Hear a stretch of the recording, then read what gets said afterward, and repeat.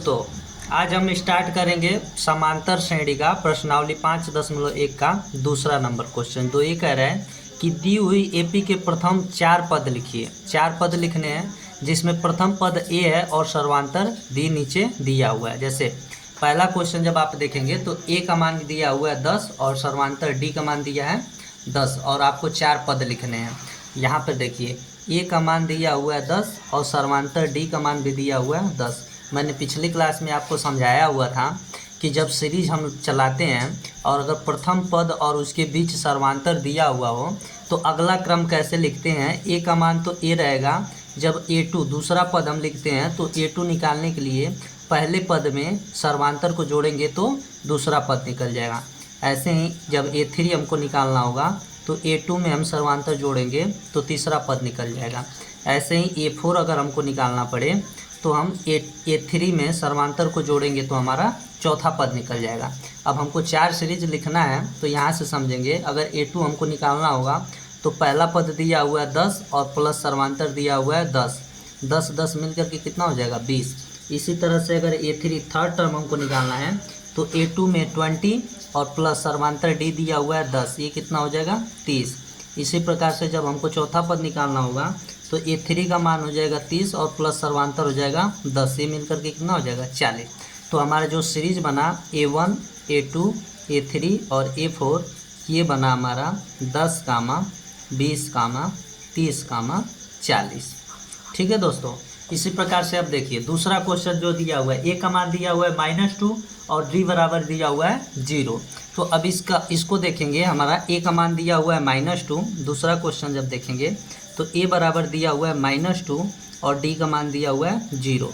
तो यहाँ से जब हम A2 निकालेंगे, मतलब दूसरा पद जब निकालेंगे तो A1 और प्लस डी होगा। इसका मतलब ए की जगह पे -2 और प्लस में 0 जब ऐड करेंगे तो कितना आएगा -2। इसी तरह जब A3 हम निकालेंगे तो A3 में क्या होगा A2 प्लस डी। A2 की जगह पे होगा -2 और प्लस डी की जगह पे 0, ये भी क्या हो जाएगा -2। इसी प्रकार से A4 जब हम निकालेंगे तो ये होगा A3 प्लस डी। इसका मतलब A3 की जगह पे लिखेंगे -2 और प्लस डी की जगह पे लिखेंगे 0, तो ये भी आएगा -2। तो इस प्रकार से जब सीरीज देखेंगे A1, A2, A3 और A4 तो ये निकल के आएगा -2, -2, -2। अब आगे देखिए। अब तीसरा नंबर क्वेश्चन जिसमें दिया हुआ है ए का मान दिया हुआ है 4 और सर्वांतर दिया हुआ है डी बराबर -3। तो यहाँ से जब A2 हम निकालेंगे तो फिर वही फार्मूला A2 बराबर होगा A1 प्लस डी। A1 की जगह पे कितना दिया हुआ है 4 और प्लस -3। यहाँ से प्लस माइनस माइनस हो जाएगा 4 - 3, तो ये किसके बराबर हो जाएगा 1 के। A2 का मान हो जाएगा 1। यहाँ से जब A3 हम निकालेंगे तो A2 और प्लस डी। A2 का मान है 1 और प्लस सर्वांतर कितना है -3।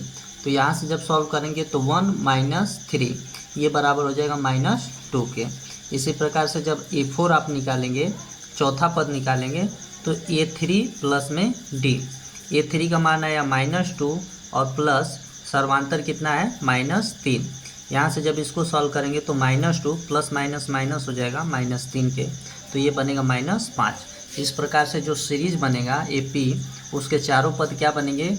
पहला पद है 4, -1, -2, -5। ठीक है। आइए दोस्तों अब चौथा नंबर क्वेश्चन हम समझते हैं। चौथा नंबर क्वेश्चन कह रहा है ए बराबर दिया हुआ है -1 और सर्वांतर डी बराबर दिया हुआ है 1/2। यहाँ से जब A2 निकालेंगे तो A2 बराबर A1 प्लस डी। A1 की जगह रखेंगे -1 और प्लस डी की जगह पर रखेंगे 1/2। यहाँ से जब इसको सॉल्व करेंगे तो ये -2 का -1 में मल्टीप्लाई हो जाएगा तो -2 प्लस 1/2। यहाँ से जब इसको सॉल्व करेंगे तो -2 प्लस 1 मिलकर हो जाएगा -1/2।